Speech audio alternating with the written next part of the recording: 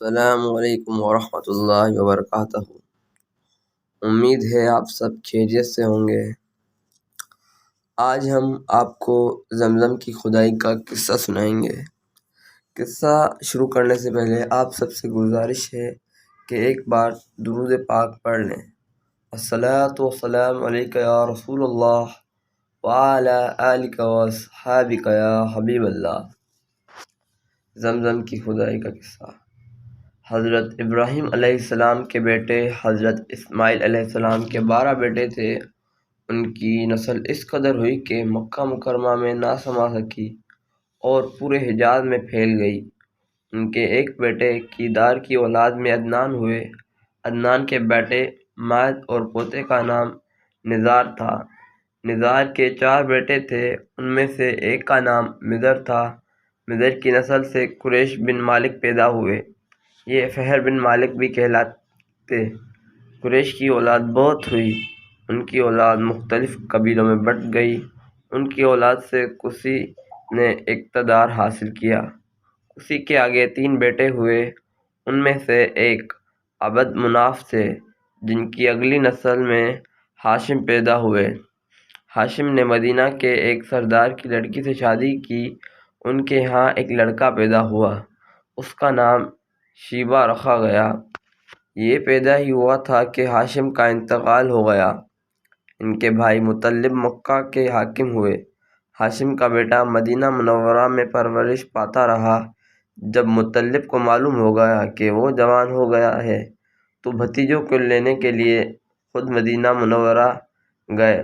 اسے لے کر مکہ مکرمہ پہنچے تو لوگوں نے خیال کیا یہ نوجوان ان کا غلام ہے۔ مطلب نے لوگوں کو بتایا یہ ہاشم کا بیٹا اور میرا بھتیجا ہے۔ اس کے باوجود لوگوں نے اسے مطلب کا غلام ہی کہنا شروع کر دیا۔ اس طرح شیبہ کو عبد المطلب کہا جانے لگا۔ انہیں عبد المطلب کے ہاں ابو طالب، حمزہ، عباس، عبداللہ، ابو لہب، حارث، زبیر، زرار اور عبد الرحمن پیدا ہوئے۔ ان کے بیٹے عبداللہ سے ہمارے نبی حضرت محمد صلی اللہ تعالیٰ علیہ وآلہ وسلم پیدا ہوئے۔ عبد المطلب کے تمام بیٹوں میں حضرت عبداللہ سب سے زیادہ خوبصورت اور سب سے زیادہ پاک دامن تھے۔ عبد المطلب کو خواب میں زمزم کا کنواں کھودنے کا حکم دیا گیا، یعنی حضرت اسماعیل علیہ السلام کے کنویں کو۔ اس کنویں کو قبیلہ جرہم کے سردار مزاز نے پاڑ دیا تھا۔ قبیلہ جرہم کے لوگ اس زمانے میں مکہ کے سردار تھے، بیت اللہ کے نگران تھے۔ انہوں نے بیت اللہ کی بے حرمتی شروع کر دی۔ ان کا سردار مزاز بن عمر تھا، وہ اچھا آدمی تھا۔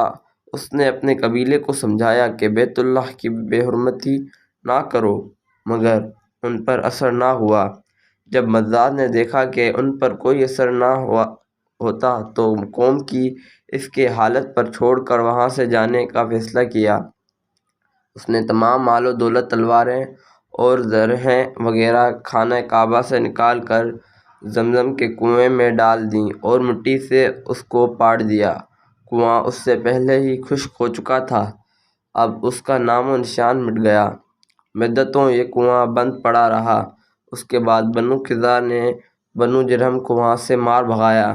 بنو خزاع اور قصی کے سردار کا زمانہ اسی حالت میں گزرا، کنواں بند رہا، یہاں تک کہ قصی کے بعد عبد المطلب کا زمانہ آ گیا۔ انہوں نے خواب دیکھا۔ خواب میں انہیں زمزم کے کنویں کی جگہ دکھائی گئی اور اس کے کھودنے کا حکم دیا گیا۔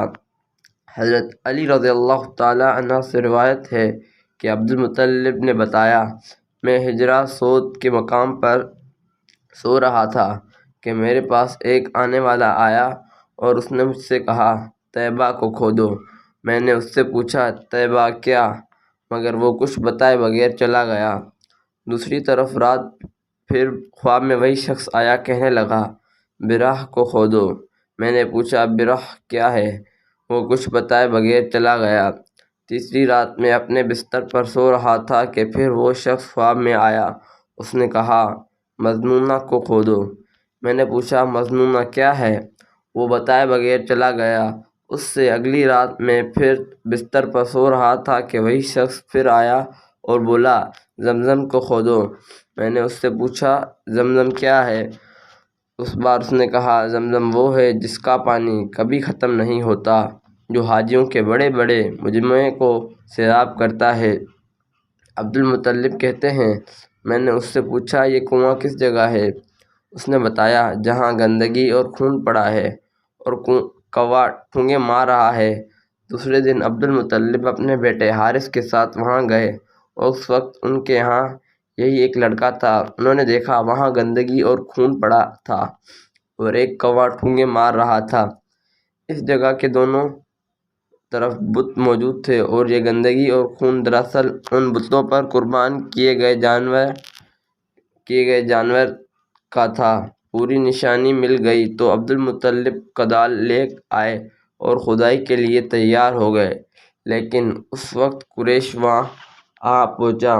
انہوں نے کہا اللہ کی قسم ہم تمہیں یہاں کھدائی نہیں کرنے دیں گے، تم ان لوگوں کو میرے قریب نہ آنے دو۔ عبدالمطلب نے ان کی بات سن کر اپنے بیٹے حارث سے کہا میں کھدائی کا کام کرتا رہوں گا، اس لیے کہ مجھے اس کا حکم دیا گیا ہے، میں اس کو ضرور پورا کروں گا۔ قریش نے جب دیکھا کہ وہ باز آنے والے نہیں تو رک گئے۔ آخر انہوں نے کھدائی شروع کر دی۔ جلد ہی کنواں کے آثار نظر آنے لگے۔ یہ دیکھ کر انہوں نے اللہ اکبر کا نعرہ لگایا اور پکار اٹھے یہ دیکھو یہ اسماعیل علیہ السلام کی تعمیر ہے۔ جب قریش نے یہ دیکھا کہ انہوں نے کنواں تلاش کر لیا تو ان کے پاس آ گئے اور کہنے لگے عبدالمطلب اللہ کی قسم یہ ہمارے باپ اسماعیل علیہ السلام کا کنواں ہے اور اس پر ہمارا بھی حق ہے، اس لیے ہم اس میں تمہارے شریک ہوں گے۔ یہ سن کر عبدالمطلب نے کہا میں تمہیں اس میں شریک نہیں کر سکتا، یہ مجھ اکیلے کا کام ہے۔ اس پر قریش نے کہا تم پھر اس معاملے میں ہم تم سے جھگڑا کریں گے۔ عبدالمطلب بولے کسی سے فیصلہ کروا لو۔ انہوں نے بنو سعد ابن حزیم کی کہانہ سے فیصلہ کرانا منظور کیا۔ یہ کہانہ ملک شام کے بالائی علاقے میں رہتی تھی۔ آخر عبدالمطلب اور دوسرے قریش اس کی طرف روانہ ہوئے۔ عبدالمطلب کے عبد مناف کے لوگوں کی ایک جماعت تھی، جبکہ دیگر قبائل قریش کے بھی ایک جماعت ساتھ تھی۔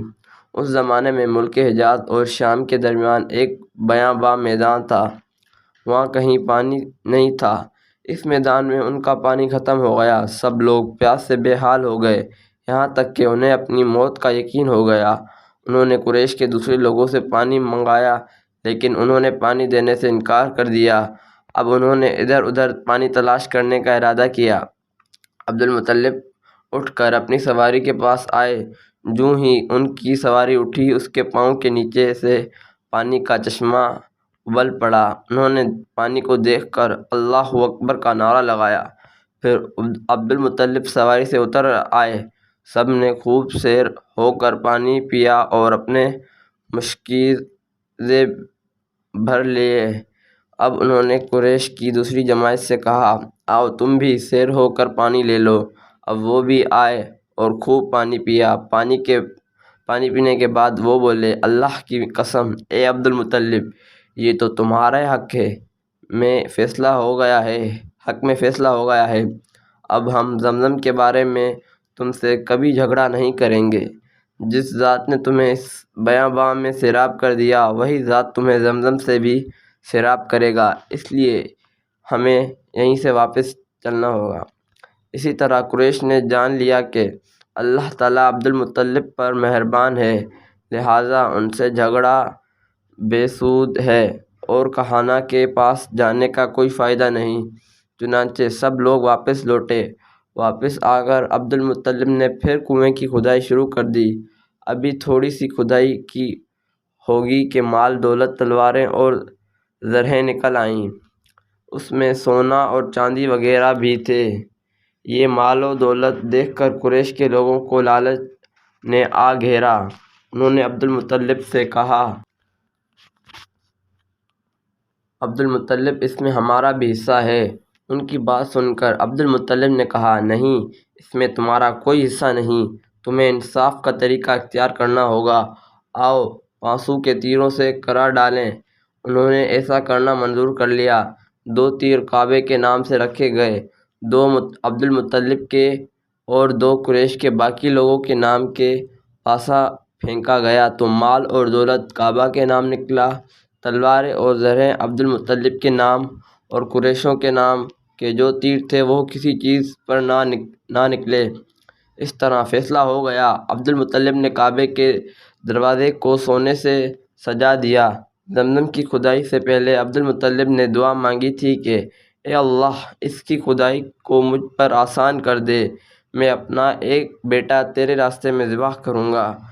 اب جب کہ کنواں نکل آیا تو انہیں خواب میں حکم دیا گیا، اپنی منت پوری کرو، یعنی ایک بیٹے کو ذبح کرو۔